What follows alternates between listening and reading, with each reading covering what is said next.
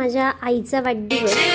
मला प्रश्नच पडला की आज मी जेव्हा मोबाईल स्क्रोल करत होते तेव्हा बघितलं की खूप जणांच्या स्टेटसला आज happy birthday mummy, happy birthday papa, happy birthday मामा, काका, आजोबा, आजी. अरे बापरे, इतके जण 1 जूनलाच कसे जन्मले? हा मला प्रश्नच पडला. कुतूहलाने मी आईला विचारलं, का गं एवढे जण एकाच दिवशी जन्मले? म्हणजे एकाच दिवशी लोकसंख्या बघ ना किती झपाट्याने वाढली. आईला माझं हसूच आलं. मग तिने मला समजावून सांगितलं, 1 जून ही सरकारी वाढदिवसाची तारीख असं म्हणावं लागेल. तर मग का साधारणतः जुन्या याच्यातले म्हणजे आत्ता ज्यांचं वय 57-58 असेल किंवा थोडेसे वयस्कर लोक यांच्या वाढदिवसामध्ये साधारणतः आपल्याला 1 जून तारीख ही दिसते. मग ते साल कोणतंही असेल. तर मग असं का?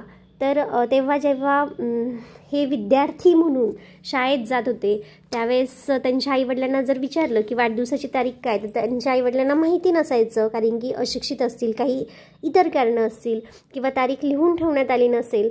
तर मग साधारणतः नाही माहिती बा असं म्हटल्या शिक्षक म्हणायचे किंवा तेव्हा आपण म्हणायचे गुरुजी म्हणायचे, हां टाका रे 1 जून. माशे हे एका दिवशी जन्मलेली सर्व कष्टकऱ्यांची आणि कष्टाने शिक्षण घेणाऱ्यांची पिढी असं मी म्हणेल. कारण की तेव्हा विशेष असा गंध जो आहे शिक्षणाचा तो मुळांपर्यंत रुजलेला नव्हता आणि तुरळक ठिकाणी शिक्षण व्यवस्था चालू झालेली होती आणि उत्सुकता जी होती किंवा जे ॲडमिशन घ्यायचे लोक शिक्षणासाठी ते कमी प्रमाणात होतात. आता सध्याच्या स्थितीमध्ये पालक अतिशय सजग आहेत. तेच शिक्षक लोकांना प्रश्न विचारतात, असे का तसे का.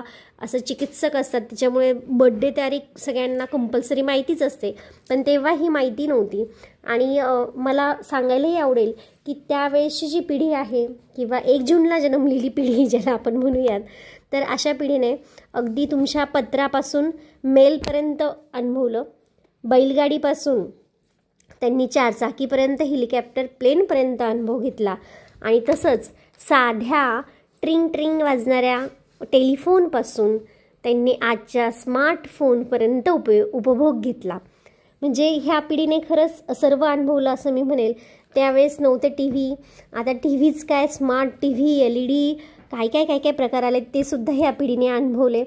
चुलीवरचा स्वयंपाकाचाही आस्वाद यांनी घेतला आणि आज इन्स्टंट आपण ज्याला म्हणतो अशा गॅस सर्व्हिसेसचा सुद्धा किंवा लाईन वाटे जो आपल्याकडे गॅस येतो पाईपलाईनचा गॅस तो सुद्धा ह्याच पिढीने अनुभवला. म्हणजे सर्वात छान पिढी असं मी त्याला म्हणेल की त्यांचं जे घर घ्यायचं स्वप्न होतं ते एका सुटकेसपासून एका घरापर्यंत कन्वर्ट झालं.